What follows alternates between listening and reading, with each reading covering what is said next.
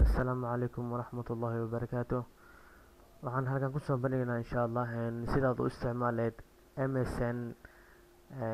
msn-ka marka awl computerkaaga uu ku jiro hal msn aad isticmaali jirtay, markan waxaad awoodaa inaad isticmaashid hal msn, laba msn, saddex msn ilaa inta alle intaad jeceshahay.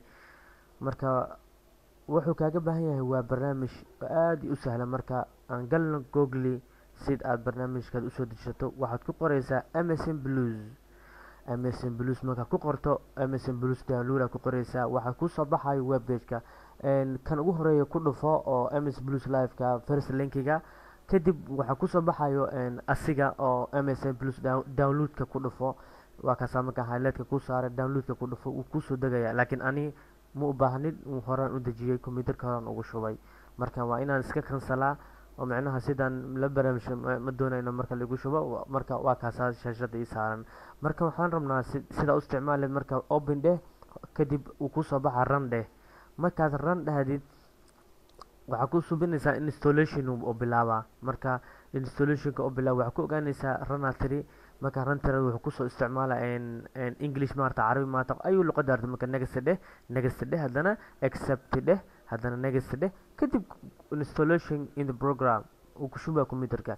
marka isla markii msn-ka desktopka taskbarka hadda ku saarnaa wuu xiraa, macnaha msn-ka dhan wuu close gareynaa, macnaha sida msn blues-ka ugu shubay msn-ka.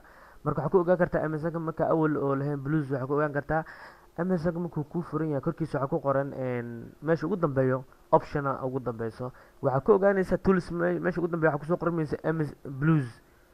marka hadhowan si fiican u arkaynaa meeshaas ayaad ogaanaysaa. laakiin msn-ka marka hadda barnaamijkan marka ku shubo, hadda waa kaasaa u ogolaada danta ku dhufo, laakiin maku furmayo hadeer. waa inaad meel check aa saartaa. msn-kaaga hadda fur, msn-ka dib u fur, magacaaga geli iyo passwordkaaga geli, kadib markaa gelisid wuu ku furmaa.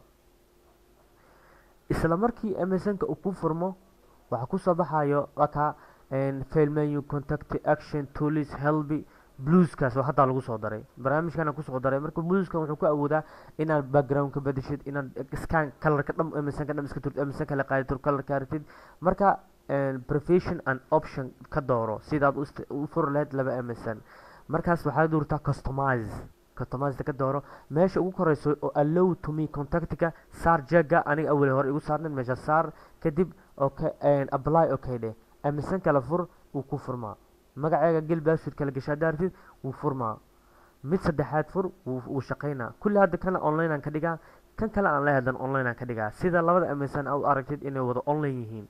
waa kaasa kan online waaye, kanna online waaye. saas waxaad ku kala ogaanaysaa inaad u isticmaali karto msn-kaaga 2 ilaa 3 ilaa 4 ilaa 5 sidaad jeceshahay. marka waa barnaamij aad u